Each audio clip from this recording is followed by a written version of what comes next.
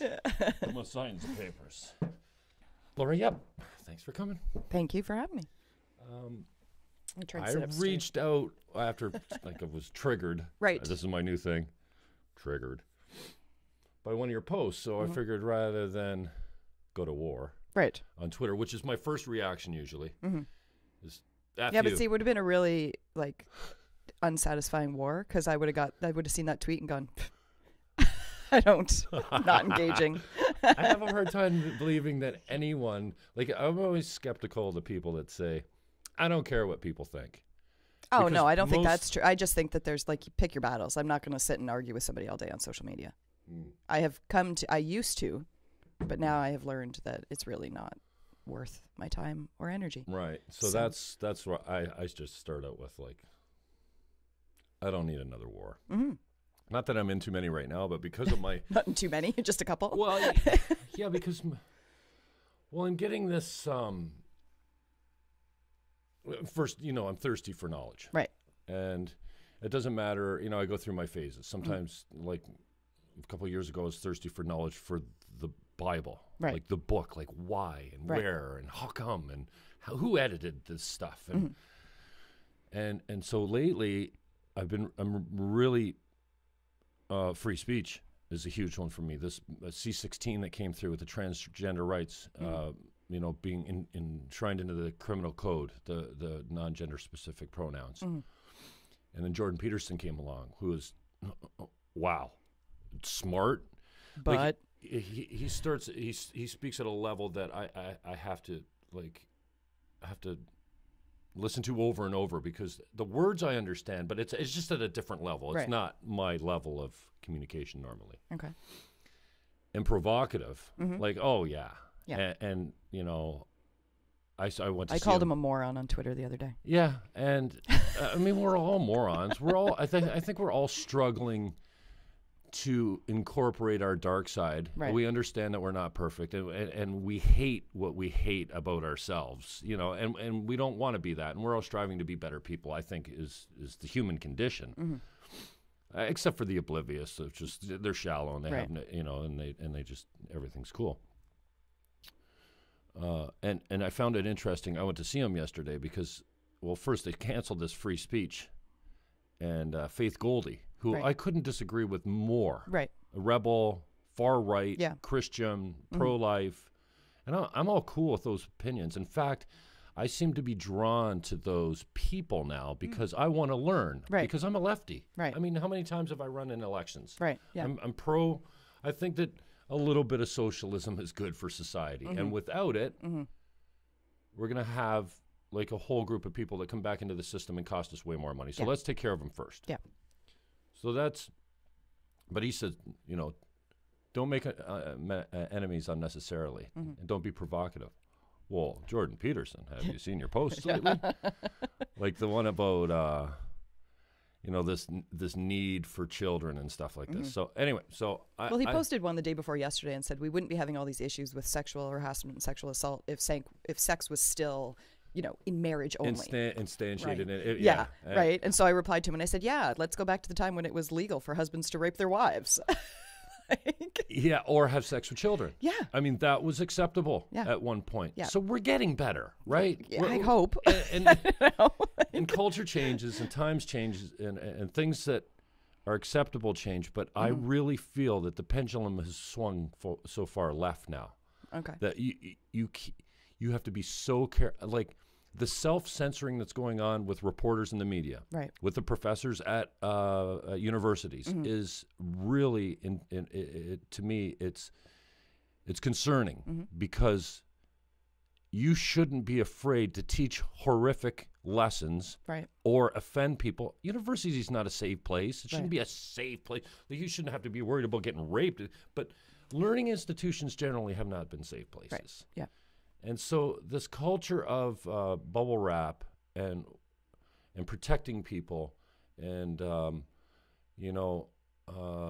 let's not trigger anyone. Let's not raise any eyebrows and let's not say. And I remember the first time you came on my show, and I kind of, I listen to the radio. I'm like, hey, they were on my show first. And I know they saw that, Yeah. Like, you're a politician, and I remember you saying, and it was probably me, because you're my guest, and I know that you're sensitive to the sexism thing, and you pointing out, in a very innocent conversation, sexist. Yeah. See? Yeah. Sexist. Yeah, actually, See? you said, was that sexist of me? I think because so. you said, how are you going to do this as a mom? And I said, same way that the men who are dads are going to do it. And you went, oh. Is that sexist? And you're like, yeah. A little, so, yeah.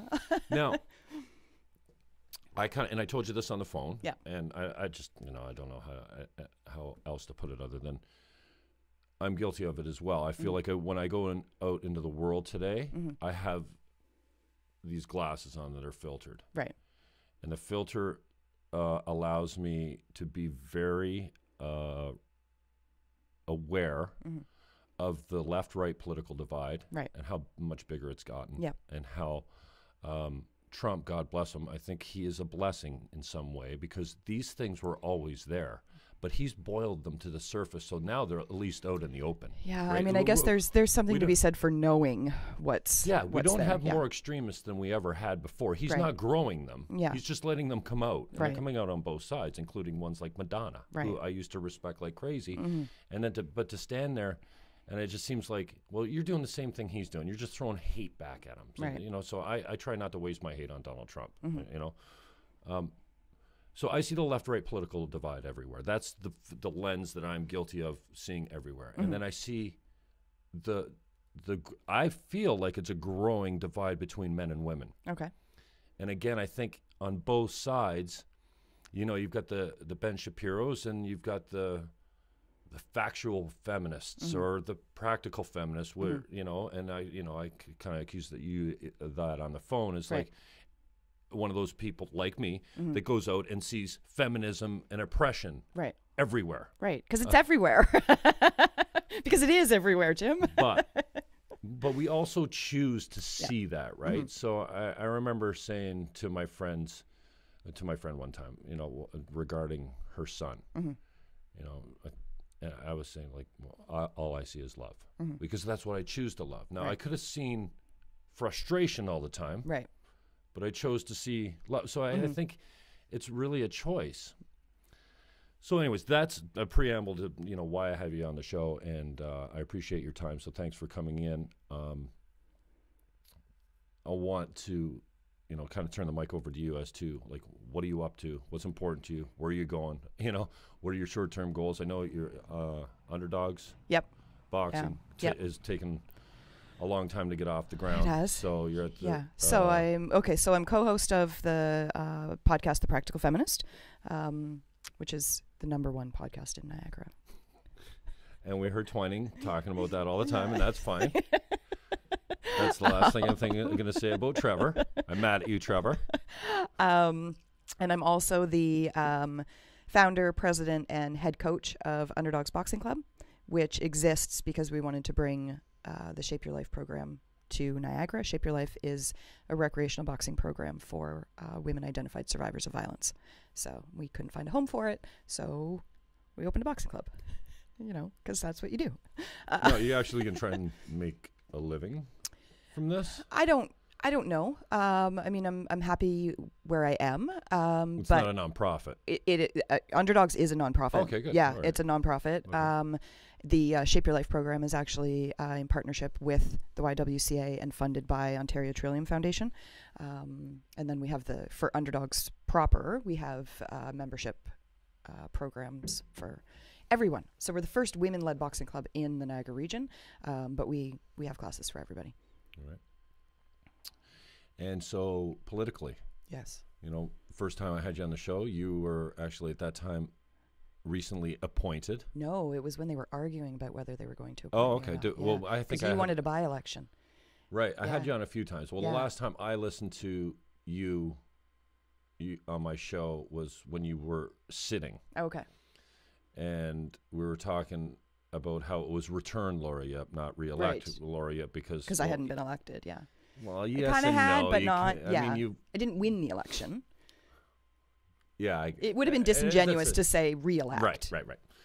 So, political aspirations. Are you going to go back into? I don't know. this is the thing. I go, no, I'm never going to do that again. And then somebody will go, well, never say never. So I guess never say never, but I don't know. I don't know if I want to subject myself to that again. Like, I loved being a counselor. The running or the being elected? So I loved being a counselor. Campaigning is a lot of unpleasantness. And even sitting. I mean, I would get messages from, citizens that they weren't saying the same things to my male counterparts. 100% were not. So, yeah, I don't know if I will subject myself to that again at any point. So that's not something that's burning in you to finish. You don't feel like you've got some. I mean, there's a lot of people encouraging me, but I don't know. Well, and it really puts you out there. I mean, my motivation for running last time wasn't the most pure, I will admit. I was trying to keep someone out. Right. It didn't work. And, my mother from the other side is still saying, who cares who's mayor? Right. Go sell some real estate. Yeah. Go make some money. And here I am podcasting talking to people in my basement. That doesn't make any money. I can't help but look away, though. Right. And that's why I'm having a hard time even. So are you going to run again? I don't know. So yes. This time if I run, I'm running to win. Right. I've never run that way before. Okay. I've never had the resources. I've never had the commitment. And as a Green Party candidate that's in this area, it's really just not an option. I know everyone runs. Oh, I'm going to. But I'm pretty realistic when it comes to that stuff. Mm-hmm. I'm torn. And again, my mother was a great woman, and she talks to me a lot still, even though she's gone. Mm-hmm. And I hear and this was kind of like when I was on the board of the realtors. Right. And it's kind of a pessimistic attitude. I think she just wants me to be successful and happy and take care of myself when my passions don't pay. Right. And her take was kind of like, what do you want to waste your time with those guys? Because they're not politicians. They're not even business leaders or people. These guys have too much time on their hands. Right. And I look at guys returning over and over and over and over and over that still don't understand the process of the whole meeting. Mm-hmm. And I think, do I really want to go down there and bang my head against the wall with all that frustration? Like, there's no gratitude there, I don't think. Yeah. Like, you really have to be a selfless, and I don't mind serving selflessly. I mean, I do it at church, a couple times a month because I love it. Yeah. I just love volunteering or servicing or whatever. So I'm torn between it, but then again, it's such a shit show. Mm-hmm. And the stuff that goes on there, and like I don't ever want to put myself off as I'm going to go there and I'm going to be and get it all right. No, I'll be just as broken and just as confused as the rest of them, just in a different way. I have a hard time with it. I don't, but the region is probably the only place I would be motivated to run. Mm-hmm. But I'm having a hard time resolving it. Yeah. And I got to take care of myself. I mean, that's the bottom line. And I've got a bunch of other things that could turn out to be good. So I'm having a hard time with it. But I don't know. I guess that'll come around in short order. But that's a long answer. You're supposed to be giving the long answers. Well, it was a short answer. You asked me a question. It was a short answer. Yeah. So the Practical Feminist. Yes. This is why I reached out to you. I reached out to another left-wing friend of mine, and he basically said, fuck you. Oh. Right. Okay. Because I guess my friends are racist, homophobic bigots. And my posts are provocative, and thank you for actually, responding to one. You've been quiet on my posts for a while, and probably goes both ways. I don't, I try not to go there. I try to not go to Facebook because it sucks the life out of my soul. I swear to God, it makes me feel filthy when I get off. And it's all this comparison, and I know it's also, hey, Facebook Live. Yeah, exactly. So, and I have no problem being provocative, and probably Facebook is not the place to start a rape conversation. Right. But, I'm listening to Camille Paglia. I don't know if you've ever heard her, but she's an old school, she's a 70-something-year-old old school feminist, like the original couple waves. And I didn't even know there was waves. Right. But this recent wave really has me kind of irate. Okay. And it has me feeling like it's not all men's fault. Right. And we got here together. Right. Both the left and the right, and the men and the women got here together. Why can't we just celebrate where we're at? No, we're not perfect. Yes, injustice is everywhere, but we're getting better. And so in this conversation with Camille Paglia, Peterson says, and this guy is well-read, he's brilliant, yes, he's provocative, and he said, women with brothers have been known to be raped less. And then there was a whole Reddit conversation that I found out after I had such a pretty negative reaction. Yep. The Debbie Slades and the Lori Yipps come out and like, where'd you get this bullshit? And no, and this is, and then so I went looking. Of course, you can't find any studies on this kind of stuff. Yeah. But there was a pretty good conversation going over on the Reddit thing, and then I saw a young girl saying, "I'm 21. I had a couple brothers, and I heard this other conversation about, you grow up." You hate your sister. You wrestle. You smack them around until you're a certain age, and then your parents say, you can't hate your sister anymore. Yeah. Because you're stronger. Yeah. Puberty kicks in. Yeah. It's not like when you're 2 and 3 and 4 and 5 and 6 and 7, you're all kind of the same. You're equal. You don't have this. You haven't the sexes haven't grown into what they're supposed to be, which is men are stronger. Can we say that without pissing off everyone? Typically, men are stronger. Yes. Yeah. There are women who are stronger than, there are some women who are stronger than some men, the bell but curve typically in the middle, yes, absolutely. men have a much bigger upper body strength. Yeah. So this girl starts, I had a couple brothers, and we were physical up, and I remember when my father came in and said, okay, you can't hate your sister anymore, and how bummed she was because she really loved wrestling with her brothers. Right. I even wrestled with my niece. This is part of growing up to find out like what hurts and what doesn't hurt. How much can you take? What's a game? What's what's going to frustrate you to tears and blah blah blah. And she was saying, if I get a hard time, like I really get a hard time in a bar, and the guy won't take no for an answer, I have no problem just giving him a 2-handed push in the chest, and he knows not to fuck with me anymore. And I wouldn't know that if I hadn't had brothers to mess around with when I was I'm like, oh really? And Peterson's take was. And I think Camille Paglia chimed in and said, well, because they know men at a deeper level. They know when they're screwing around. Yeah. They know when they're being a man, when they're full of testosterone and they're just being silly, and they don't treat them seriously. Right. And it's kind of like, oh, and how, and I'm like, wow, what an interesting conversation. Probably not the place to put it on Facebook as a question. Right. So women with brothers are raped less? Trigger alert. Yeah. And because I don't think that's true. I don't see how it's possibly true. There is, and I wish I could find it. I came across it years ago, and I haven't been able to find it since. There is a study that says that men with sisters are less likely. Doesn't mean they won't, but they are less likely to rape. And that, to me, men with daughters probably too. Well, yeah, right. But typically, like a lot of the rape is happening before people have kids, right? So, like with that age range, kind of, right, okay, 15 to 24, all right, kind of thing, right?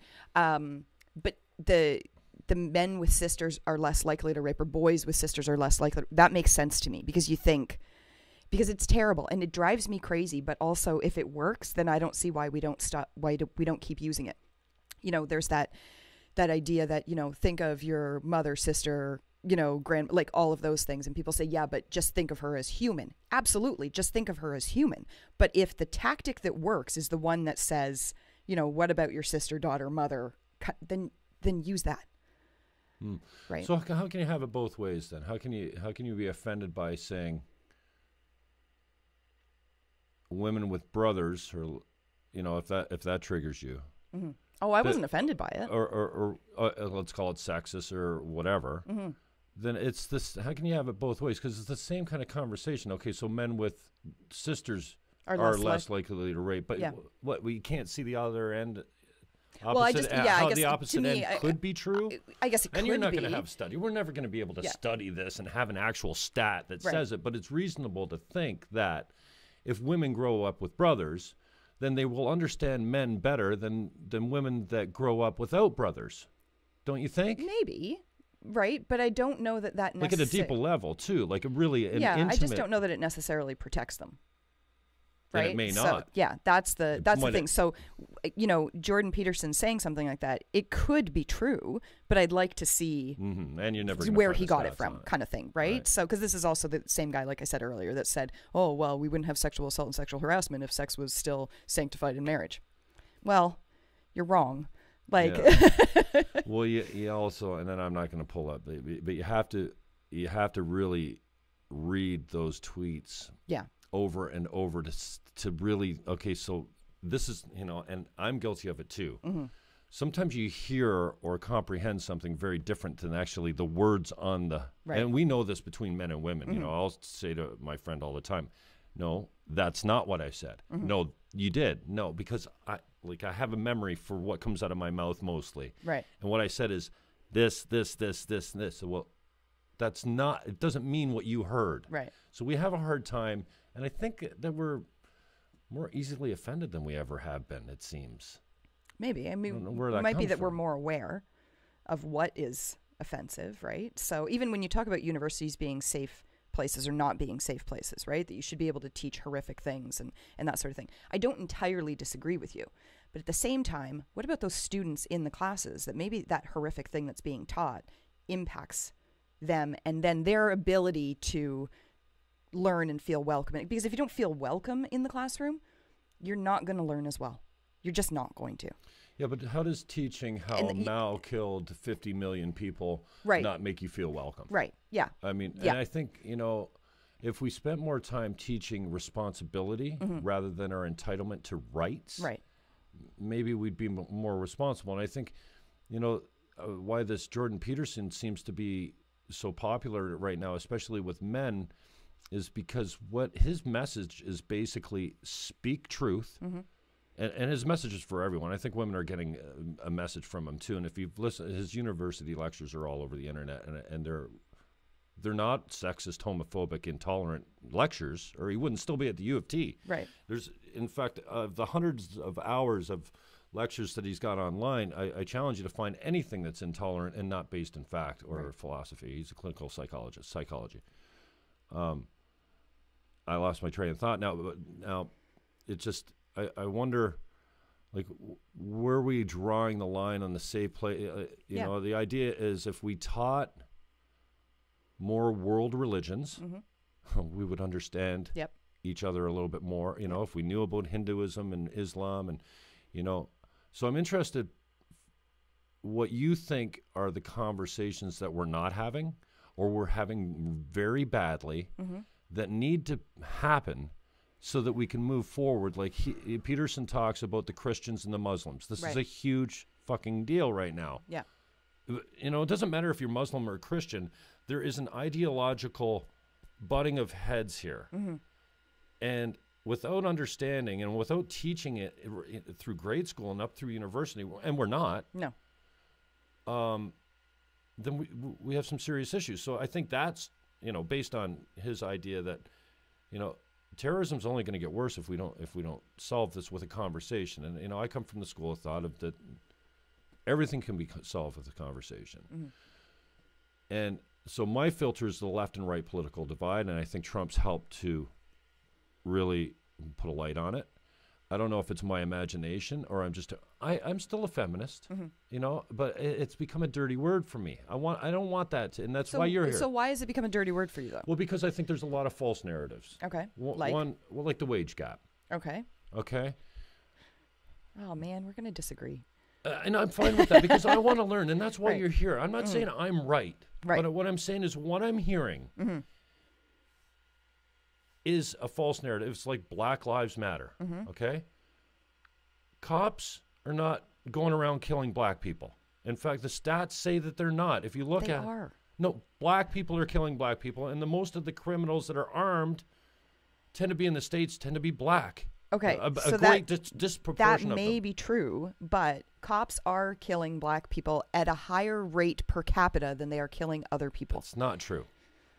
Okay, and we can get into that later. But Okay. it's actually not true. It's a false narrative. And so I think the lefty in me that is usually supportive of the Black Lives Matter, because slavery was horrible. No one, your sister, your black friend, no one should be oppressed or discriminated against. I'm on board, and if you come to me and say, hey, I was discriminated against, I will stand beside you, tall and proud, and fight with you. The wage gap. Okay. First of all, can we say that men and women are different without triggering everyone into war? I was at church the other day, and I'm sitting with a guy who said an offensive comment, and I reminded him that he did, and he says, no, I would never say that about you. I said, yeah, you did. We're having breakfast with his wife, the volunteer kitchen, and he asked me what he watches why I told him you were coming on, because I'm trying to understand this, the false narratives. I'm trying to get to the bottom of it. I'm trying to learn for myself so that I'm not an offensive fucking bigot asshole, which I think I am naturally. I think we all are. I think intolerance. I'm not. I think if you go back to when we were in caves, and you see it in chimps, and they're supposed to be our closest DNA. It's a protection thing. When a different color, or a different tribe, or a different speaking come up against us, we try to kill them. That's got to be deeply ingrained, and we're working at getting better. But no, it's kind of the tribe mentality is still in us. If you believe in evolution, I think that's natural. It's a protection mechanism. So men and women are different. Men are stronger, usually starting after puberty. Men have testosterone. You have estrogen, and I think women, if I just get more of them to understand what testosterone actually, like you have some, not very much. I have some estrogen, not very much, and we all have different, and we all are on the scale somewhere. And testosterone does a lot of things: aggression, protectiveness, sexual desire. I don't think women actually get what it's like to have thousands of thoughts of sex every day. Right, but you can make choices. Oh, absolutely. You still are a rational human being. Not to touch, and not to whistle, and not to rape, and not to. But it's there. Right. It's there, and any man that says that when they meet a new woman isn't in the first minute going yes or no, whether it's naked or in bed or what she like. I mean, they're liars, because that is. I don't know, guys. What do you think? And maybe now's the time to confess. Maybe I'm just a sexual deviant pig, but I think I'm just a man. Okay. I just think I'm a man, and and it's so. James Damore comes out and has this. Well, but I think it was Gawker that leaked it. Called it an anti-diversity memo. No, he said we're different. Women aren't attracted to this field generally. Just like generally men are stronger. Generally men are more. But I also didn't go to school, and I was never told that, math was for me or science was for me, or like, don't bother with those things. Those are right. So we're doing better. We're doing better as far as that goes, right? Like we're not sort of separated off. That was dead in the 40s, man. We were not like really. Not that old. No, I mean, but I wasn't born until the 70s. The barriers are coming down. They're coming down, but they're not gone. Okay, what are the barriers to stopping women from doing anything these days? Okay, so I mean, first of all, there's the great big one that, people just expect men and women are going to be interested in different things and do different things. We're still... okay, but that's true, right? That's not a barrier. We are interested in different things. Okay, yes, we're interested in different things. But, women getting into science is still... Women in engineering, I mean, they're facing things from their mostly male counterparts, right? Okay, so in fields that women traditionally have not been attracted to, for whatever reason. Or haven't been able to go into, right? Because there were laws. Like, women couldn't go to university. Women couldn't be doctors. But now we can do whatever they want. So now, but they're still not attracted to the STEM fields in any significant numbers, just like they're not attracted to working on oil rigs in the Arctic. Men are those guys in the coal mines. But I think that's still a lot of societal expectations, right? I think it's because women don't want to stand on a platform in the Arctic Ocean working on a heavy pipe and risking their lives. I think they're wired for different things, like procreation, recreation of the population. Like men's sole desire is not to have a baby. I think most women I mean, that's one of the most important things for most. Again, we're speaking in gender. Stereotypes are accurate because, like, most women want to have a baby. Why? Why is that true? Because most women have babies. You don't think that they just had them by accident. Like, there's something in a woman's brain that says, right, but I for want all a child of these women and who a family. are coming up now who are saying, I don't want to have children. Right. Right. Like, the stigma that they face. I mean, and again, like, you know, you've got 20-somethings, 30-somethings who are saying, I don't want to have kids. And people are going, oh, you'll change your mind. Oh, this, oh, right. No, I don't want to have children. Right. And that's not accepted as just something that they don't want to do. Okay, so back to the barriers. Okay. So we're interested in different things, but that's not what I consider a barrier to success or a barrier to... Right, but I don't know that we're fundamentally interested in different things. Like, we definitely are. My daughter is 10 years old, loves science and math, loves it, right? Her dad's an engineer. It is not unfathomable that she will be an engineer. No, she wants nor to be is it an impossible. astronaut chef, but nor do I see her having many barriers to getting there. Right. Hey, maybe when you get there, dealing with all men might be a different tough. culture. Yeah. But that's just like, it's really no different than a guy becoming a nurse. Like, I don't know if that's true. I mean, again, you've got men being promoted at So there was a study, I think it's 3 years ago now, that said fields that are traditionally male, as they become traditionally female, they get paid less. I don't see how anything or as they become predominantly that is traditionally anything is going to be anything other than what it has been, because it's oppression and is not the reason for the women not staying on oil rigs. It's because they have different needs and wants, and one of those needs and wants is having children. Now, it's, you know, I think DeMore said in his Google document that women are more prone to be neurotic. That triggered a lot of people, and that there's good reason for it, because women have a good reason to be fearful, more fearful than a man would be walking down the street or just out in life. One, men, they're smaller and weaker, right? And men are bigger and stronger, and men are fucking evil. Right. I mean, like, Hitler wasn't insane. He was brilliant. He was obsessed, and that's another thing. You know, we talk about men entrepreneurs are mostly more successful and make more money than women entrepreneurs. I don't know there's anything other than some men just will work 80, 90 hours a week, and women don't have that obsessive compulsive, like, they have other things that are important to them, like their family. Right. And again, and this is why you're here, but these are triggering statements. Women have traditionally done more of the caregiving. Right, because we've been forced to. With parents, with children. No, not because they're forced to, because they choose to. Well, there's a choice to having babies and staying home to take care of them. That is a choice. You don't get accidentally pregnant and say, well, there goes my nursing career. No, but society is set up in a way that makes it so that we have to stay home and take care of those babies, right? Like, look at, there's no daycare spaces. Daycare is completely unaffordable, right? When I had 2 children, that was my mortgage payment if I was going to put them both in daycare. Right? So a lot of people, I have a coworker right now who is not coming back. She's exercising her 6-month leave of absence after her full year maternity leave because she can't find childcare. That's a problem. Yeah. Right. And so that's why the a thing. little bit of socialism is good for absolutely. society. Yeah. And that's why, you know, that's why I kind of don't fall on the conservative side of the political spectrum as far as, no, take care of yourself. It's your problem.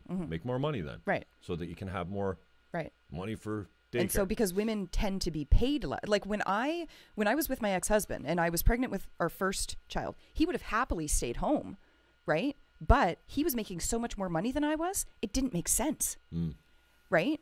So this is where you've got these are the kinds of barriers, right? I absolutely would have gone back to work prior to a year being, you know, before the mat leave being finished, if it had been feasible for that to happen. And that's, I think, legitimate as far as women that choose to have children. That's a legitimate barrier, getting them back into the workforce and getting them back into the workforce if they had a career before that at the same or even better place on the hierarchy. And this is the challenge, because then you've got women who are out of the workforce because it makes the most sense financially. Makes sense for them to be the ones who stay home, right? So they're out of the workforce for a year and a half. Then maybe they have 2 children. So now you're looking at 2, maybe 3 years out of the workforce. And then they go back in and somebody says, oh yeah, but you're missing 3 years of experience and all of those things, right? But I mean, let's talk for just, a second about the skills you gain becoming a mom, right? Time management, risk management. Like there's a whole lot of stuff that you just figure out at home that is relevant to the workplace, but it's not seen as relevant. More barriers. So the first one, I think, the first one you went to, and this is not to pick you apart. Again, this is, and we're getting some comments on Facebook. Thank you. We'll have some maybe questions. And again, I'm coming at a place from I want to understand this because I'm so fucking frustrated out there. And the more I hear the false, that, the 77 cents on a dollar is a false narrative, then when you actually and when they talk about factoring out, like women are graduating with better degrees than men in most major centers right now. There's evidence that we're leveling the playing field, which is good. To a degree, yeah. Yes. We still have some issues. We're still 117 years before we close the wage gap. There is no wage gap. There is a wage gap. You have to take into consideration, though, that the women are off to have children, that they choose jobs that pay less sometimes because the most dangerous jobs are for the men because we choose those jobs. And that men are more likely to be obsessive compulsive about their business and work 80, 85 hours a week than a woman is because a woman has different priorities. Right, but there's studies out of Catalyst, which is actually headed up by a man, which is insane. Because they're supposed to be researching like things that affect women in the workplace and that sort of stuff, and it's headed up by a man. It's like, guys, there wasn't a woman that could fill this role. And so what, men can't teach women studies? But anyway. So, but there's a number of studies out of Catalyst that show that for-profit boards, right, and CEOs and that sort of thing, they do better when they have do better financially when they have a better balance of women. Not a majority of women, right? They're just saying it's better when it's balanced. And it absolutely is, right? When you've got more diverse conversations and a perspective and everything else going on, every organization is going to do better. And I would say no organization should be run by all women either. I completely agree with that. The balance is necessary. necessary. Every campaign that I've run as a Green Party, as a feminist, no one wants their mother, their sister, their niece, their wife to be oppressed or discriminated against. Yes, there's been injustice, and there still is. Right. I just, and getting back to the wage gap again, I'm just offended by the ignorance that people are thinking that the listener has when they keep trotting this thing out. When you dissect it, it's almost nothing because of women have choices. They spend more time in the family. They do the preponderance of housework and caregiving by choice, sometimes not choice. That one's, and again, there's no study, there's no right and wrong here. What I'm trying to get to is that the perpetuation of a false narrative is not moving us ahead. So if we're going to just keep saying it's 77 cents when it's really not that way, or once it's weighted and what do you call it, dissected, then it's justified, and a lot of that can be justified by the woman's choice to stay home, to not be on the oil rig. The choice is where you and I are going to disagree, is because where is that choice coming from, right? Like I did not have the choice, to go back to work or stay home. We would have been on the street if I had gone back to work. That's not a choice. Right? If I say, oh, you make 2 times, almost 3 times what I make, and you know what? Yeah, you want to stay home with the baby? You stay home with the baby. I'm going to go back to work. We'd have been on the street. That's not a choice. Okay, I got it. So and just going back to your original thing, we have different interests. I don't see that as a barrier. That's free choice. The child rearing thing, absolutely. And the responsibility seems to fall with the mother. Primarily, I mean, yep. you gave birth. Yep. You usually have you have a different relationship. Can we say that even? Mothers and their child have it can never, you gave birth to them. Yeah. You can't expect them to have the same relationship with their father. Right. It's a different thing. See, I feel like fathers would argue with that. I feel like I see where you're, because and actually my ex and I he and I are still friends, but we had this conversation, especially right I'm after not saying you the love babies them were born. differently or they Well, love no, but I less think or you do. anything. I think there's a more visceral. I think it's more visceral for the mom than it is for the dad. Right? You grew them. Yeah, right? But you're saying, and I don't know. So, that but men I don't are know. going to be offended by that. Yeah. I think men. Doesn't to be mean honest you love with them you, less. There's I think there's a bit of another a difference. stereotype. Men get offended less than women seem to these days. Well, because there's a lot more going on that's offensive to women than it is to men. I don't know about that. I think, again, it's a mindset and it's a choice. Like, I could be offended by all kinds of things that are sexist. Right. Again, anyways, let's go. So that is significant. I will agree with you on that one. The first one you came up with was, well, we're interested in different things. I don't see that as a barrier. Okay. Okay. And can we agree on that? No. Okay, but well, that's a choice, though. We're it's not interested really, in different things. again, Like, where's that choice coming from, right? Well, I didn't go into math or there's- science because I wasn't encouraged to go into math or Can't science. be true. You can't have it both ways. Okay, so all right. So child rearing. What put another what barrier on Another me? barrier for child rearing? No. The Oh. barrier to women today. Oh, okay. And now I'm All not right. talking about the 30s to 40s. We've come a long way since. I'm not talking about the 30s or 40s. I know, wasn't born but- until the 70s. Yeah, but I can't talk about the 30s and 40s because it wasn't there. Like, is it sexist to say that the birth control pill was liberating for women? No, it's not sexist to say that. Okay. It absolutely was. Yeah, they got them into the workplace. It made them control Women being able when to they were control just- their reproductive. Okay, Yeah. perfect. Yeah. That changed everything. Yes. Now, would you agree that we're still kind of seeing the impact of that and really not sure exactly about, okay, so in the 30s, man went from the field where he worked with his son, where his son was fed without even talking. Just by standing beside his father, he was getting a certain wisdom through osmosis, even if his father didn't say anything. We took the father out of the field and put him in a plant for 40 hours. Right. So that connection was broken. Yep. Now, when the father comes home from the plant, he's pissed off, Yep. he's tired, and he's hungry. All he wants to do is for his wife to feed him. Okay? I mean, this is... She's also tired and hungry. Yeah. Traditional roles. And he's got no patience for the child. He's not going out into the field. He's not teaching the kid anything. Yeah. So our kids now, again, generalized statements. I don't, of course there's exceptions. You want to look for why young men are looking for mentorship in gangs? Well, duh. You took the father out of the home. Yep. Women now, in more and more of the cases, are choosing or being taken out of the home to go to work. Right. We have all these parents that are two working parents again. Yeah.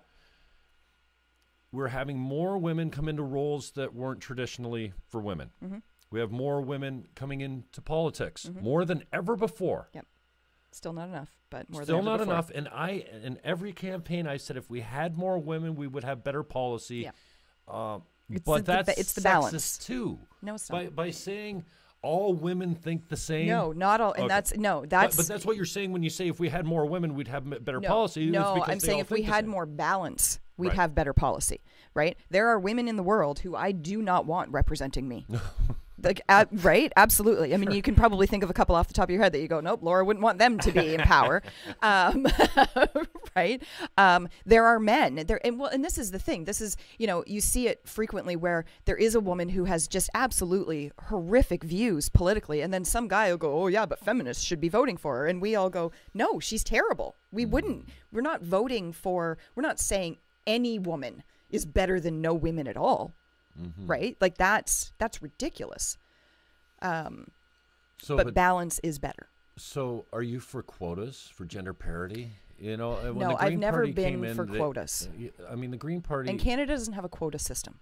No, but like, let's say the Green Party, you know, who used to be affiliated. I remember when the provincial executive decided that every role was going to have gender parity. Right. And I mean, in that capacity, maybe it's fine. But when you start putting quotas in and you start getting less effective people, like, what are we going to do? Yeah. Are we going to go, okay, so men and women are different. We have different interests. We're better at different things. Men are traditionally, they go Have you out- read anything by Michael Kimmel? No. You should. I can't read. And that surprises you? Not at all. There's probably I'm a audiobooks. Neanderthal. There's probably barely, audiobooks. I'm just setting this setup. It took everything out of me. What's your point? So Michael Kimmel, who studies gender and particularly masculinity, right, actually says that there is more difference amongst the genders than between them. So there's more difference, and that'll go for races too, amongst men than there is between men and women. And I think that goes for races as well. I won't even argue that point. Mm-hmm. But we're different. Like, I like the example of, okay, so we have a big Christmas dinner. Right. The women go into the kitchen, not because that's their job. It's mostly to get away from you guys. Exactly, because they want their time together. And what are they doing? Right. They're doing their little chores and the dishes and they're... Yeah, but I will bet you anything that if the guys were like, hey, we're going to go into the kitchen and we're going to do the dishes and everything else, and you ladies, you go downstairs. They totally would. But the women wouldn't go out and put the hood up of the car and say, hey, well, she... I just did that last night. I'm not even kidding you. You just stand around smoking cigarettes, looking at the engine, going, wow, you should probably get those rocker covers, get some chrome ones there. Okay, no, I was by myself. I had to put up the hood of the car and do some stuff. But I mean, it's just that we're But I bet I could have called a bunch of girlfriends and they'd come over. The boys like the trucks, the girls like the dolls, and it's not, I mean, the stereotype is there for a reason. Right. Now, some boys like dolls and some but girls they're also like mimicking trucks. their parents as well, right? So, like, my daughter... I think you're born. You're not just... You're not hardwired. To like dolls? No. Well, why do all girls like dolls and all boys like trucks? Not all girls like dolls, and not all boys like trucks. The majority of them do. Hashtag not all kids. And so Toys R Us are now, they're putting all the toys in one section. They're not going to have a girls and boys. Right. And they shouldn't. I want my kids to be able to walk into a store and go, I want that. Without... Yeah. Don't they do that anyways? They don't see the sign that says girls and say, oh, No. I can't shop in this section. Right. So, okay, back to...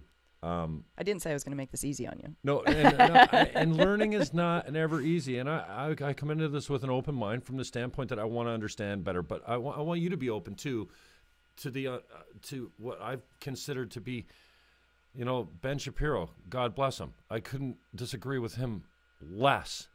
But that phrase that he came out with, facts don't care about your feelings. Right. Yep. I love it. Mm-hmm. And the fact is, there's a wage gap. There's a wage. There might, and it's actually 82 cents. The most recent study is 82 cents, not 77. Can you admit and agree with me that you can slice studies and stats just about any way you want to support any argument? To a large degree, yes. Okay, good. Also, will you admit that 82% is a lot smaller and almost non-existent if you take into the consideration that women, one, make choices to stay at home, to just have... I just told you about that. Yeah, but some women, that's all they want to do is be a mother. Right. Some dads, all they want to do is be a father. But stay-home father? Yeah, I know a couple of dads who have stayed home, and this is the problem. This is again, thousands and thousands. Again, because most of the men are making more money than the women, and so it's a logical, rational choice that couples make and go, yeah, no, you're making twice what I'm making, you're going back to work. Right? Dangerous jobs. Uh-huh. OCD, obsessive compulsive when it comes to working non-stop. Right. Because they're told that that's where their value is work. That's the way they're hardwired. They're men. They're obsessive. They also suffer learning disabilities more than women do. Yep. Women are more prone to anxiety and depression than men are. I don't know if they're more prone, But there's a higher... Society says that you guys can't admit it as freely as we do. And I'm glad you said that. Right? So, and again, that's an issue. I don't know that the rates of mental health or mental illness are higher, but you guys can't, right? Because suck it up, man up, come on, deal with it. It's right? just different. It's just different diseases we suffer from. Women tend to be, because, and again, it goes back to the. But there's a lot of men who suffer from depression, and then you usually find out because they've committed suicide, because they couldn't seek help or didn't feel like they could seek help. Right. Right. There's a shaming in it. Absolutely. Just like there's a shaming in a man calling the cops on his wife because he gets smacked across the face, and really, it didn't even leave a mark. Right. Now, when a man does damage to a woman, when he assaults her, there's serious consequences. Yep. And so those stats, all this, you look at any stat, and it'll look like men are monsters and they beat their wives far more. And well, they do beat their wives far more.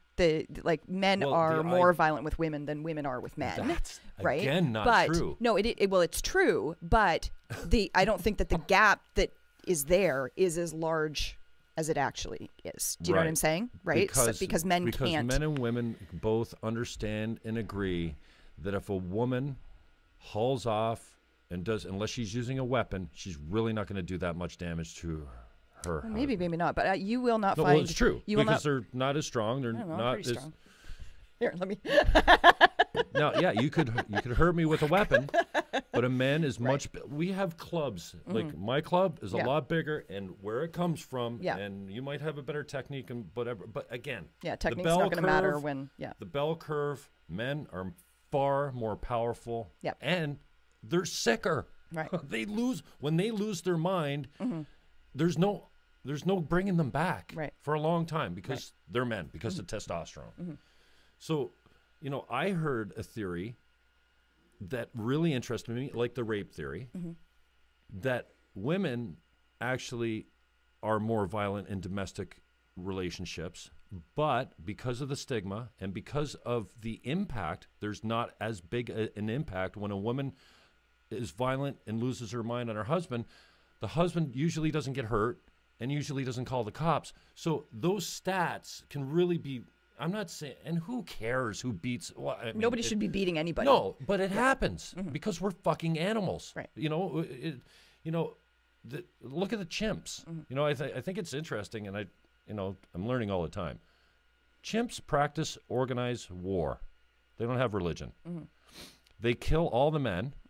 And then they bring all the females back into the tribe to mate with the rest of the brood, and they take over the territory. Now, that's for territory and resources. Right. Now, if you believe in the theory, and they call it a theory because there's so many freaking holes in it. There's many holes as in the Bible, I would think. It's just science, so everyone says, well, you can't argue with it. That's our closest kin, and they're horribly violent. And this is... I think humans are too, but mostly men. Right. Yeah. And they're monsters. And I think, Carl Jung talked about the shadow and how man's shadow, and when he says man, I think he means human. Goes like straight to hell. And that you cannot be a good person until you incorporate your darkness, until you incorporate and understand the shadow. And I think the expanding on that is that the harmless man is the most dangerous one. Right. The one that is biologically and clinically psychotic, but can control it and function in a normal world, and blend into society, needs to be feared, but is also the one that's got it under control. And sexist or not, that whole Beauty and the Beast, they're looking for a fucking monster they can tame. Women, they want a man that that is a nasty whatever. Anyway, so when I hear stats that say that women are actually more prone to violence in a domestic relationship, but and here's all the reasons that it doesn't get reported, I'm like, wow. Because again, I think I'm seeing false narratives everywhere, and I'm not saying I believe that. because you can, again, you can find a study to say anything. So, but I'm kind of looking to kill the false narratives because it's not helping us. So I'm interested in the conversations that need to be had. Right. And you can't just say you're an idiot, you're a homophobic, intolerant bigot with, you need to bring some facts to the argument. So, and we can talk about more. Well, I do think there comes a point in some conversations where you can just go, you're an idiot. And I will agree with that. But, and we can talk about, when I hear barriers, I'm like, okay, yeah, we had a lot of barriers. Mm-hmm. They're being reduced and reduced and reduced. There's less and less and less. We're getting better. And we can go back to that if you want to. But I want to talk about, like, what do you think the most important conversations are that we're not having or we're having badly? That's a big question. Yeah, I mean, but this is it, because for me, and this is, hey, I like doing this because I like human beings. Or like people saying, "Why are you talking to her?" Is that no? Oh, okay. I really, I've been in business 25 years in real estate, and my story is, and I get to a point where my story becomes I hate people, and I'm sure you feel that way sometimes. I think all of us do. But the bottom line, and you can see evil in people everywhere with those glasses, or you can see love. Right. And so I have to continually remind myself, and I think it's true, that basically people are good. They want to be loved. They want to love. They want a family. They want to be safe. They want to be well taken. And once you make enough money to take care of yourself, all the rest of the money doesn't make you any happier. But we can do a better job at making sure that people have, I'm not going to start getting into guaranteed annual incomes and stuff like that. But yeah, take care of people, a little bit of socialism. Mm-hmm. But now in this new age, and I like to go back to also, we're just seeing the impact of having women come into fields in politics, and we're not really sure how that's played out and how it's going to work, and if it's going to be better for society. Right. I mean, we know that freedoms who have typically been fought for, the vote, suffrage, not given to by men, fought for by women and feminists and people that saw the injustice. We're getting there, and as they get their freedoms, I'm not really worried about triggering you. I don't want to offend you, but as women have gained freedom, so has their economic opportunities and their prosperities. Yep. Those go hand in hand. So, but I'm seeing less and less of the barriers today than when we had them. Right, before. And there are fewer barriers, or maybe some of those same barriers exist, but not to the same degree. Exactly. But I think that the false narratives continue to be told, and I want you to be more responsible, you women, feminists, to really be responsible for dissecting those and being open to saying, okay, so when we take all these factors out, but that the wage gap suggests that we read something and go, oh, then that's what it is, and that's not how I operate. So, right, like I don't just take a study at face value and that's it, right? The wage gap, my information on the wage gap comes from numerous studies that have measured for all kinds of different things. But do they take into the basic facts into consideration? Well, you're asking them to take into consideration things like that men and women are hardwired to do different things. No, I'm saying that men do the dangerous jobs. They pay more. Men don't usually have to care for their children. Men choose to be obsessive compulsive about their success, and they're more amped about, like, they want to make more money than the guy beside them because it's an ego thing. Women don't have that. Oh, I don't know. Women don't have that testosterone, that nature, that competitive, I got to make more than you do because that makes me higher up on the dominance hierarchy, which, let's talk, like, but again, can we have a competence hierarchy? Toxic masculinity, right? So. All right. So back to the conversation question then. Oh, I don't know. Men and women need to have a conversation. Yes, men and women need to have many conversations. Yeah, and it has to be an educated, open. It has to be. I mean, you have to be willing to say, you know what? Everything, like I've come to a point now where I've started to question many of my beliefs. Right. And it's hard for me, difficult, because I've always believed those feminist things. I've fought for them. Mm-hmm. And now I'm going, well, I'm not fighting for a false narrative anymore. I don't think this is a particular conversation that it needs to happen, but, and there have been some men who have written on this as well. Men need to believe women more. Yeah, just it sounds better. Men need to believe women more. Okay. So you want me to slouch? No, I was trying to sit up straight. Oh, and we can move that if you needed to. If there's any criticism about me slouching, though, in the comments, it's on you.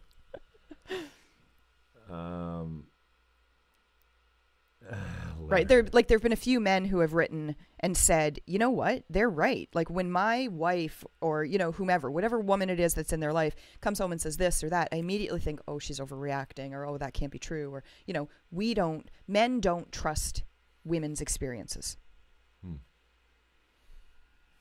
So I think, and again, sweeping generalizations, right? Because not all men, which if I hear not all men one more time, I swear to God.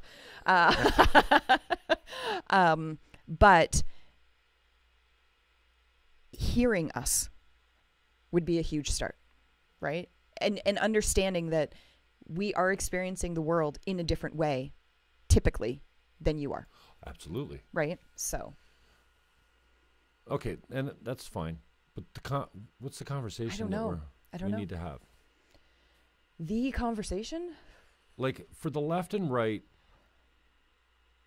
I don't know where that starts, but I know that it's absolutely necessary right now, especially with Trump really boiling the extremists to the surface, right? Like, I'm not predicting that the world's going to end, right?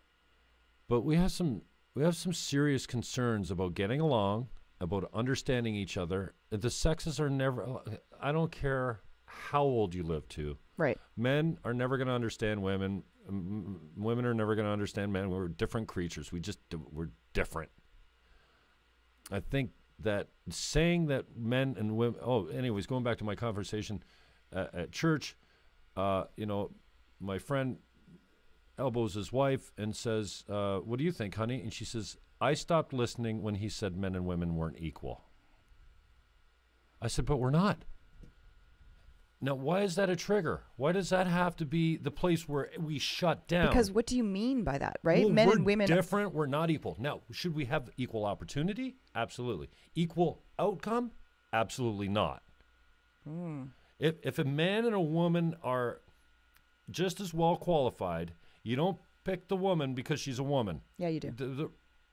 No. If they are just as well qualified and your workplace is primarily men, you pick the woman. Okay, well, maybe you got a point there. Right? So that your workplace represents as closely as possible the community in which you're operating. Okay, but if the woman is inferior, you're not going to pick her because you're work. So That's that, right. We don't want to get into quotas. Absolutely. And we don't want to go into nursing and go, okay, there's too many women here. That's right. And we're not going to go into Hollywood and go, there's too many Jews here. Right.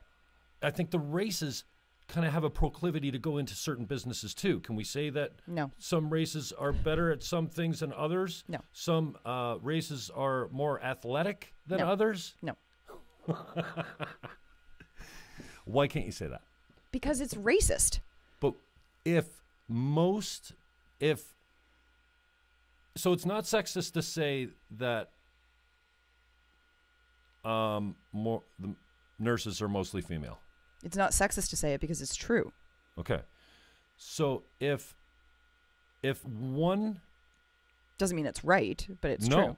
So if one career is dominated by a particular race, then what's wrong with saying that's the case? Because why is it dominated by a particular race? Right? You got to look at the whys. whys. They have proclivities. They have natural tendencies. They have because white people will pay lots of money to watch black people do things. No, because black guys, men, do a lot of things better than some white men do. I mean, even in football, you see the big white guys are up front. They're the linemen. Right. The quarterback's probably a bad example because there's quarterbacks been are primarily huge white, are they not? discrimination over the years against black quarterbacks. Right. So we can't really use that. Black hockey players, rare, huge discrimination. You think it's just there's a culture barrier there too. I'm not sure that it's discrimination today. No one's saying you're black, you can't play hockey. Not today, they're not. No, but you go to the hockey games and there's all kinds of racism, with things being thrown onto the ice and that sort of thing. Well, that's the minority of the banana in Philadelphia, and that's. I believe that even sexes are attracted to different careers, by choice, and by nature, and I believe that there is a little bit of that with the races too. Yeah, you're right. There's been historically some discrimination and some some reasons for that, but less and less all the time. Again, I just want to get back to the conversation. And if you don't know what it is, that's fine. But that's what I'm saying. I don't think that there is a conversation. I think it's a lot more listening. It's a lot more believing and trusting in other people's experiences. But I don't know that there's a particular conversation. So in your feminist view and podcast, there's got to be a narrative that you're saying, okay, we need to get to the bottom of this before we can move forward, before this ever gets better. And I'm not talking about the cat calls and the little things here and there. I'm talking about like the big issues. There's got to be a leading conversation that the social, political, and economic equality of women to men. Okay, so how do you get there? If I had the answer to that, Jim, man. No, but my question is, how do you get there if we're not equal? We are equal. How are we equal? I just described to you in so many different ways how I don't agree with you. We suffer from different mental illnesses. Men don't give birth. We have testosterone. You don't. There's no equality. Take the discrimination out of it. I'm not saying that discrimination because of sex is okay. No, it's not. But sitting here saying that sex and this sex are equal, it's not true. That's a false narrative, and I don't think it should be offensive to say that men and women are not equal from the fact that one's a woman, one's a man. That's not equal. Okay. Now, should we be treated equal? Absolutely. Right. Should we have equal opportunity? Absolutely. Should we be quoted into having equal outcomes? No. Right. So. But we should have equal outcomes. It just shouldn't be based on quotas. Equal outcome is sexist in its own way, because you're saying we're rigging the game to balance the game is rigged. The game has been rigged for centuries. We're trying to unrig the game. And so how do you unrig the game? I don't know. Okay, so what barriers do we get rid of? All of them. Okay, so that's easy. Your first barrier was we think differently. I don't agree with that. The second barrier you said was child rearing and daycare. Valid. I would agree with that. What's the next barrier that you would make disappear for women today? I would like to feel a lot safer walking down the street. Okay. And that's something that is directly in the hands of men to change. It is absolutely in your hands, right? The big general to not holler things at me in the street, not stop me and get in my path so that I can't get by. Right? Not make me feel unsafe. That is, we just recorded an episode yesterday, actually come out on Monday, right? But it's like sexual harassment, sexual assault are not the weather, right? It rains, you pull out an umbrella. If a man is spitting on you, he can decide to stop spitting on you. Right?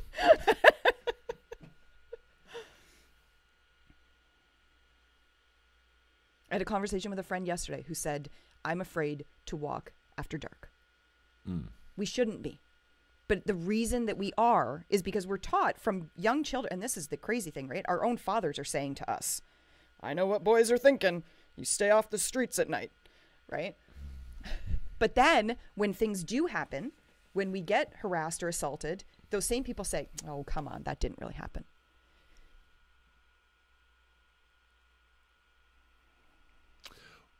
I've come a long way I thought for a second there I'd left you speechless. But. No, I don't, and I appreciate this. So, and you're right. We're not going to solve this in an hour or a 2-hour conversation. But it's a start. So thank you to be open to that. And, I'm glad I called rather than go to war, because I was personally offended by one of your takes. And I think I thought it was disrespectful. That's just my take. I choose to be, I choose to feel that way. Right. I mean, that's definitely, I could just turn that off. Right. But I think it's human. This barriers thing. I don't want there to be barriers. Right. I want women to feel free and liberated and have every opportunity that a man does, just like colored people or races should be. We all saw what happened in the States with slavery, and there's not hardly a human being except on the extremes of both sides. And now the Antifa, I mean, it's covering their faces or worse than ever. We hate that. We hate that for our wives. With sexism, wrong. But I can't help but react. And then when I delve into it, I'm going, oh yeah, those facts, those numbers, 77, 82%. Clark Bitter says it's an earning gap, not a wage gap. I don't know what that means. Clark's wrong, but it's okay. You're allowed to be wrong. And I just want to draw your attention to you're wrong, I'm right, that's it. Yeah. I mean, you can't, that's the problem today. It's okay to be wrong. We're cemented. Yeah. We have bias that are bred into us. Right. They come from our parents. Yeah. And then lots of them taught to us. Yep. But, when your child rolls up holding your hand and you're introducing them to a stranger at the mall, you haven't taught that child to fear strangers. Right. That child fears strangers. Yeah. For a good fucking reason. Yeah. You haven't taught them that people, stranger danger. No, they're like, ooh. Yeah. That's humans. So, I don't like strangers. And I don't like most of the people I know. I want that to be okay to say. And I think before we can have the conversation on Trump, we need to really get honest and say we come from a really racist, tribal mentality of violence, and we're getting better, but this is human beings. We are a fucking pathetic, aggressive, especially on the men's side, and that's sexist to say it, but all the atrocity, I mean, mass murderers are not women. That's right. Yeah. That's sexist. Yeah. But that's true. And there's facts. And to understand it, I think especially for the men, maybe we need to be more responsible with saying we are fucking monsters, right? But we're getting better. We're trying. We're getting better. Society's getting better. Women, we're bringing them along. I get how sexist that sounds, but I don't want to be so hypersensitive that I can't talk normally without offending my guest. We're getting better. But I think I haven't been offended yet. I don't agree with everything you're saying, but I haven't been offended yet. And I think that if you tell me you don't like my shirt, I'll be offended. To have the conversation properly, I think, and especially coming from men, it's just occurring to me now that women are probably less responsible for this, is to say, you know what, we're all born at some level racist, hate-filled, intolerant bigots. We're coming along because that has been our nature. Like, all the mass murderers are not fucking crazy. The Nazis chose to look away from the atrocities and to buy into the lie. They weren't mentally unstable. They weren't, for the most part, fearing for their lives and their children. There was a small element of that, but mostly these people made a conscious decision to look away from the atrocities and to keep perpetuating the lie. Right. That's human beings. Normal, healthy human beings, just like you, just like me. And it's, again, incorporating this darkness. So I think for the most part, the left and right part of the conversation is we're all Donald Trumps. And you know, I hate to say it, but like, you know, this whole idea that you hate in others what you see in others, what you hate about yourself. Something like that, yeah. You know, it's like Madonna standing up at the Women's March going, I think about bombing the president all the time. Well, you are being Trump right now. So right. He's a racist, intolerant, hate-filled, bigot, narcissistic psychopath, probably. Yeah, transphobe, homophobe. Now, he throws that all out there. Yeah. And then the left, the sensitive left, take it and with their own hate-filled, intolerant, maybe not at the same level, throw it right back without even going, oh, geez, I'm doing the same thing he is. Right.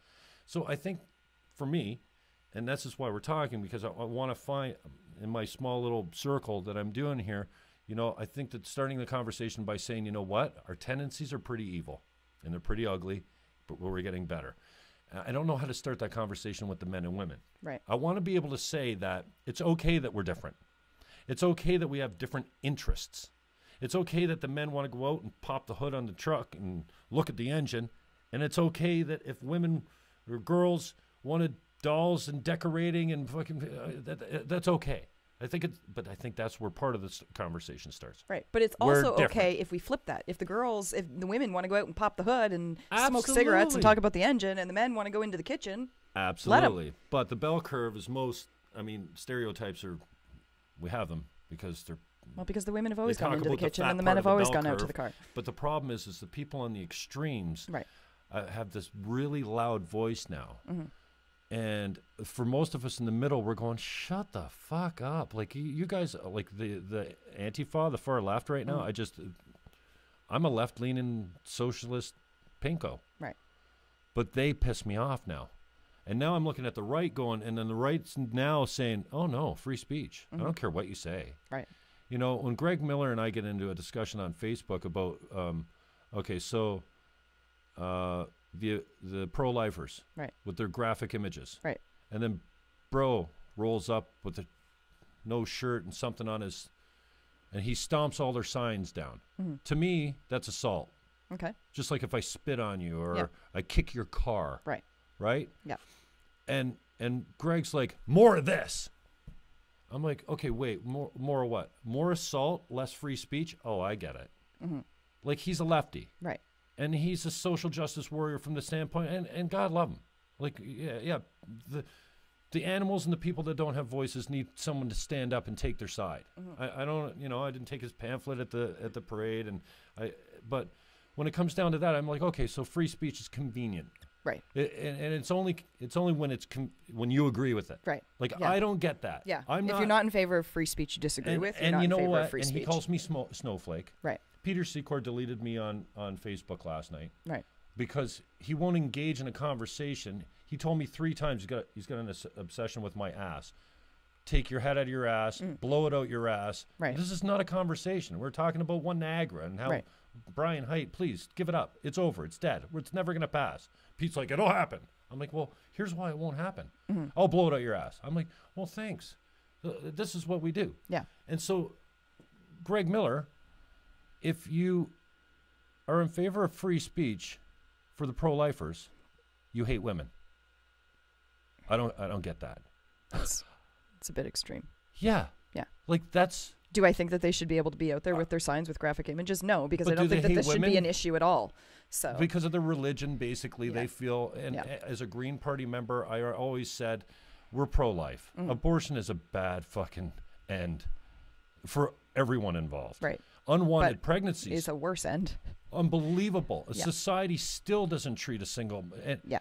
You know, you go out there and say a traditional family is better for society, like having a man and a woman and child, is like thousands of years have proved that this is a pretty good setup. Now we have gay couples, which actually do far better than heterosexual couples for whatever reason. I don't know. I hear domestic violence, especially between gay men, is far higher than in heterosexual things. Can we say that the traditional family setup is more successful than a broken, like single mom, like you. I'm a single mom. My kids will not do worse because I'm a single mom. You would not choose to be a single mom if you had a choice, would you? Well, I guess in this, I did sort of choose. Yeah, but if you had the happily ever after story, wouldn't you have a father? Wouldn't you have a? I would have a partner. Yes, yeah, I would. Yeah. That could give. Not that he doesn't get it already from your husband, but immediate mentorship and examples. Yeah. Right then and there. Yeah. I mean, there's just some things a woman can't provide for their son as far as leadership and it's because it's they need a man's example, don't they? Yeah, but that doesn't mean that they don't. A single mom has men in her life. I get it. But back in the days. I mean, my daughter needs the example of good men in her life as well. Good point. Right? So, yeah. I just feel like I think there's a little bit of a gender confusion, especially for the men today. Okay. Because they don't exactly know what is appropriate, what is offensive, how to be a man, right, without dragging your woman around by the hair, right? Which is common back in the day when we used to hunt and gather, right? I mean, we've changed, but we're still kind of that animal, right? And I'm really interested in where the conversation goes and how we have better ones, right? And how we understand each other. And I've grown to be a better listener because you don't learn anything while you're talking. And so I'm, and it doesn't have to be now. I want to get you out of here in the next 10 minutes so you don't miss your appointment. Right. But I'm interested in especially how the sexist, I don't want to feel any more separation. Like Jacob Bergman says, he's opposed to anything that divides people. I think I don't agree with that completely. He's opposed to everything. I like the idea behind it, but yeah, everything divides people. Yeah. Religion, sex, and I think that the conversation about the left and the right is important. Mm-hmm. And I think the missing part of it is that we're all fucked up. Right. And the man-women conversation, I'm not sure how to start it, but I think it starts with going, okay, we're not equal. We do things, we think differently. I cannot begin to understand what it's like to give birth. Right. It's unpleasant. And I think since I was a small child, call it sexist or whatever, I don't know how small, but once I learned about the women things, I've been grateful to be a man ever since. Right. The monthly things, the childbearing. I think, yeah. I have it pretty good. If I could come back, I would come back a man. Yeah. Would you? Probably. Sexist. I got you. It took me 2 hours. As long as the game is still rigged, yep, I'd totally come back a man. Penis envy. It can all go down to that. Yeah. I just want a better career. And I think there's a lot of that too. I think there's a lot of people, a lot of us that look at it and go, that ain't right. Yeah. That guy got that job because he knows someone, or because there's a lot of envy, and that's the human condition. But I want to continue the conversation from but I don't want to start it. Maybe, we're different. That's one thing. We have to listen to open-mindedness. Yep. We have these biases that are hereditary, that are culture, and we haven't, I'm having a hard time with the gender issue these days. Anyone that comes out and says that, well, I've come to believe you can't change your sex. If you take off the parts and reinstall new parts and jam a whole bunch of different hormones into you, every cell in your body is still coded for the sex you were born with. I don't think that you and I are the right people to be having the conversation about being transgender, because we're not. Yeah, and I'm not saying you want it, like everyone, I'm happy if you don't feel comfortable. For the 99.7% of the people today they identify with the parts they were born with. Right. So the fact that you don't it's got to be horrible. Yeah. And I don't want to be insensitive. Yeah.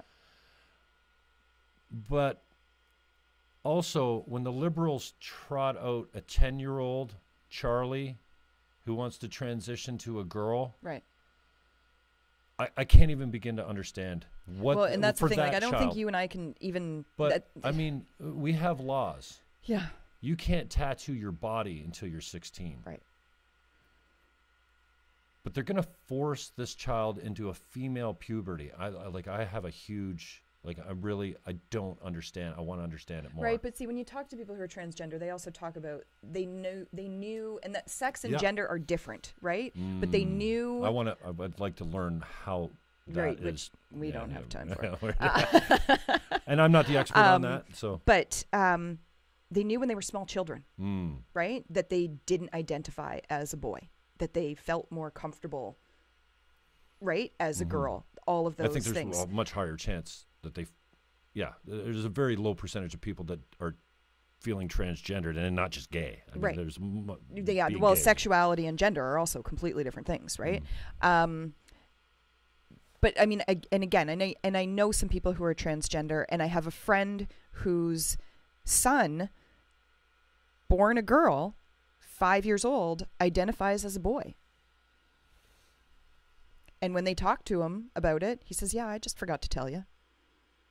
Like, it's that sort of simple for these kids who are allowed to make the transition at this age, right? Is that, yeah, no, I just forgot to tell you, Mommy. Amen. Happy Sunday. What are you doing now? I'm going to coach at Underdogs, run the Shape Your Life program this afternoon. Cool. So, non-contact. Non-contact. So you're hitting heavy bags and you're hitting hand pads and all of those sorts of things, but you're not getting to punch. You're not getting to punch. Are you ever going to do another fight? Yeah. I don't know. It's the second time I fought because I wanted to fight at a weight I felt strong at, because I had to cut a bunch of weight for the first fight. Yeah. Who'd you fight the first time around? Bree. Right, after Jessica Potts bailed on you. So yeah, I fought Bree Mayhew the first time, and the second time I fought on Billy Irwin's card at Irwin's Boxing Club. Right. Okay. So you only did the pro gloves once. Yeah. Yeah. Right. Yeah. So, yeah, I don't know if the second fight I fought at a weight I felt strong at, and my kids got to see the fight, and I did really well. So there's no reason to put myself in a situation where I'm going to get punched in the face again. Mm-hmm. So we'll see. Who knows? Maybe I'll fight and run for something. You never know. All right. So how do people get a hold of you? Where's your website? Where's Nehan Drive, is it? Secord Drive. Yeah, one street over. So, Underdogs Boxing Club is located at 17 Secord Drive. Website is underdogsboxing.org. And we're on Facebook, Twitter, and Instagram at Underdogs Boxing. Awesome. Well, thanks for coming in. Thank you. 10:10, so I'll get you out of here. Dave Shaw, the hell does he want? He's got nothing good to say ever to me. He likes me. Everyone likes you. That's not true. Here, I'll read you some of the comments just before you go. Sorry to break your bubble, but women do not need a man to raise their family, and in some cases, children being raised by a single mother actually turn out better than the children that are raised by two-parent families. Difference women do not, blah, blah, blah. Again, stereotyping, but the traditional family setup has been pretty successful for thousands of years. I don't know that anyone would say, you know what, kids of single I'm going to have an unwanted pregnancy kids and be a single mom. a loving home are doing as well. That's the factor, is the environment. Yes, Brian, you're right. I'm still working on becoming a better listener, but it is my show. It's funny you saying you're a better listener since I barely hear Laura talking. Fuck, That's my father's true. Be so pissed off. Yeah, at me. Your dad is going to be mad. Stuck on the evolution comment. Who's Brian Lydiard? I don't know. Jane said. I don't know what Sally Deller absolutely agreed with, but it was probably you and not me.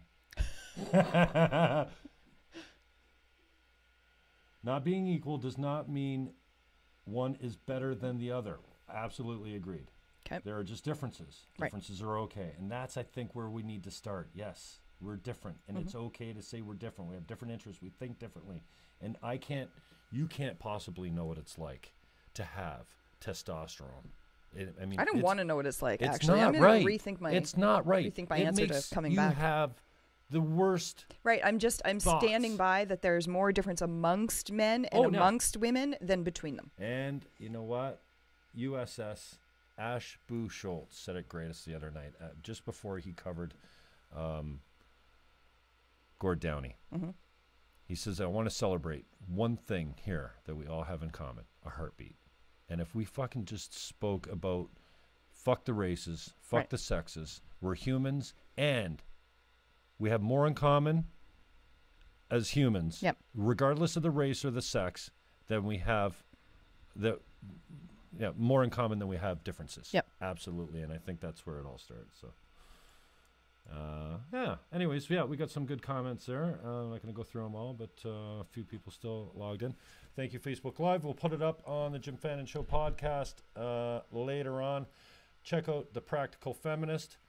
I've been listening. Man, how many shows you got? We're coming up to actually, so I think is it next 2 weeks is our 1 year, so 52 episodes you're doing in a one couple of every weeks. So we release every week. You can find that on iTunes. I think I got you tagged right now on the Facebook post. And thanks again for coming out. Thank you. I have to walk over here and shut everything off. My guys are... Stop walking into the picture.